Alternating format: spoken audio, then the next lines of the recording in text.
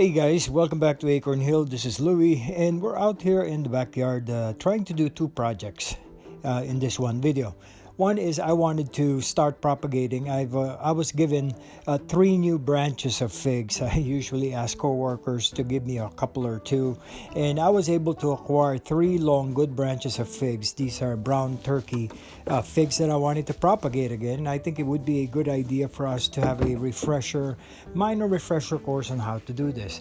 And the other project is I will be deadheading the paper whites. Remember the paper whites that I planted back in the holidays during December? Well, it's time to hack them off and deadhead them and see how we can do transplanting them out in the landscape.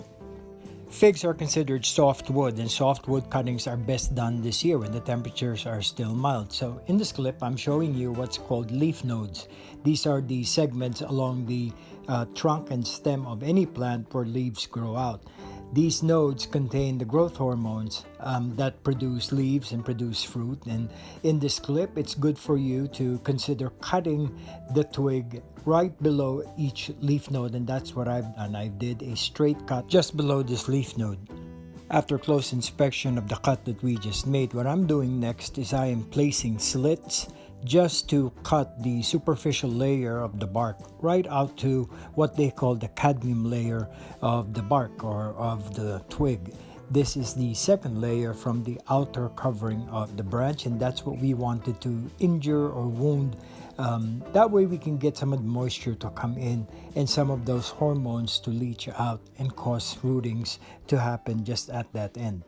After preparing each cut, what I do is I insert this branch at the side of the container of that plastic pot filled with pre-moistened peat-free compost filled with grit. It's a healthy 50-50 ratio of compost and grit. It provides a lot of irrigation and drainage. That way we don't get too much moisture, but just enough wetness so that the tips of these branches will slowly form roots. This segment of the recording of this video was done about a month ago, and I'll give you an update on what these branches look like along with the others that I've started prior to that last branch. Right, so moving on to the other project in this video, and that is aftercare and what I do to the already spent paper whites that I planted back in December. Remember back in the holidays we made a video on how to put these paper whites in vessels that you can keep inside your home. I'll put a link on that on the description below and on the video up here on one of the cards. Let me give you the basics. First, you allow these plants to bloom. Allow the flowers to really give you that show and the blossoms that you like. But after they have dried up, cut them all the way down to the stems. What we want to do is prevent the flowers from producing seeds. And those are the swellings that happen below the petals. You are now left with bulbs and plants that all foliage, and you allow those foliage to absorb as much indirect light to as much sunlight as you can until they start browning up and yellowing out. And as I mentioned on many of my videos, leaving the foliage out to absorb the sun allows them to become solar panels, which will then absorb all the energy from the sun, produce photosynthesis, and that photosynthetic action will now go directly downward into the bulb. That's the energy that you want your bulbs to have, so that next year you can get better blooms, you can get the same amount of blooms, and the bulbs pretty much have that energy stored back in them. Now you notice right now, because these bulbs were stored in lead vases, they have pebbles and they have grit that really have held all the roots down that kept them from falling over, which I am hoping we will plant out as I select a special spot out in the landscape.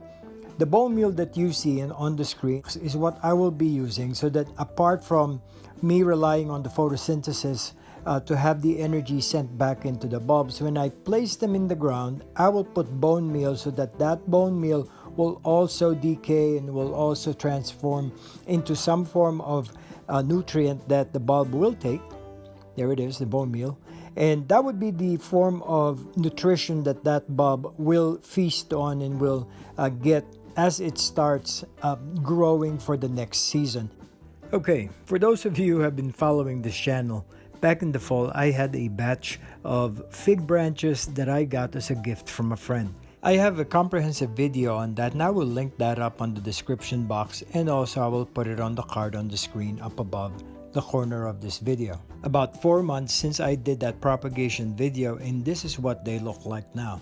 These branches have been stored in this propagation box. It's pretty much just a $5 tub that I got from the store. I placed all the cuttings that I have been rooting in a combination of perlite and compost.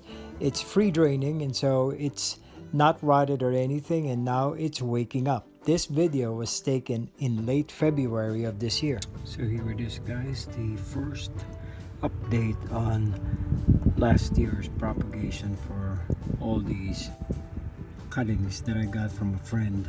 Thanks, Mindy, for getting these out the last time. And these are the fig cuttings that I got from her yard. All looking really good. They have been overwintering while trying to propagate, and I think they have successfully done that because we have good growth and good leaves coming from the different nodes of the fig cuttings. I mean, look at that big one. That's great. And here's another one right there. I have some leftover hydrangeas that I also have stuck in this container that I've already taken up roots and are growing. Look at that little one right there, right there, and all the other ones that are over here. So we'll continue giving you updates. Along with this video, I'll also propagate another long branch that I got from a backyard.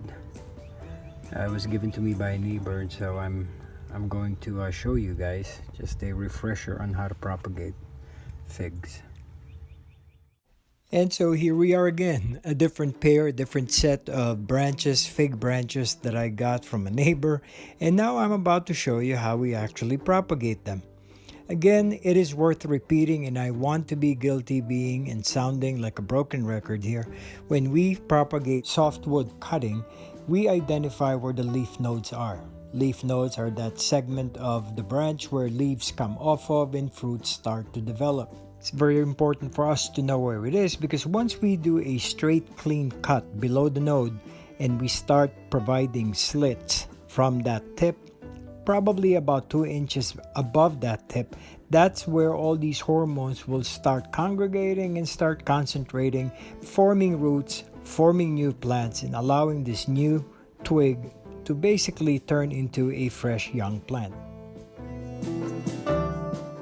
Alright, now in this clip you'll see that I'm about to prepare the twig and provide slits using a very sharp garden knife. What I do is I slowly ease my way down, very carefully holding the twig, the branch, and using the knife to create slits, to cut very superficial slits between the outer layer and the first cadmium layer of the twig, of the branch. All these slits, once we place them in a moist environment, which is that free draining, peat-free plus grit compost, it will now allow all these hormones to turn cells, forming roots right at where we're cutting out slits along the side of this branch. And here again, that same pot earlier in this part of the video that I've already pre-rooted and pre-planted with 2 separate twigs. I have this new other twig that I will be inserting along the edge on that corner side of this pot, where it will get most of that heat along with the moisture that is provided by this peat-free compost. I will make sure that it doesn't dry out, that it gets misted and it gets thoroughly wet on and off, week in and week out, to allow these roots to slowly form within this propagation pot. Now take note that all of the propagation segments of this video were done late February into early March. And I wanted to show you now what it looks like in April.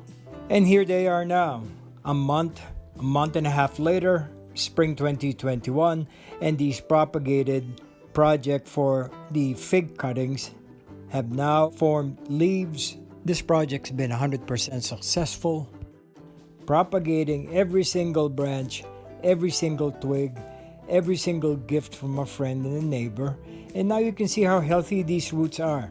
I want to underscore the importance that as of this time, they are only growing in perlite, grit, and compost. There's not a lot of nutrition in them.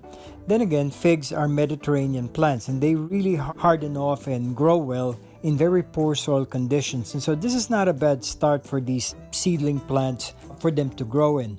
What we're waiting on is for them to start forming enough roots, so much so that we could get roots coming out of the bottom of these cups.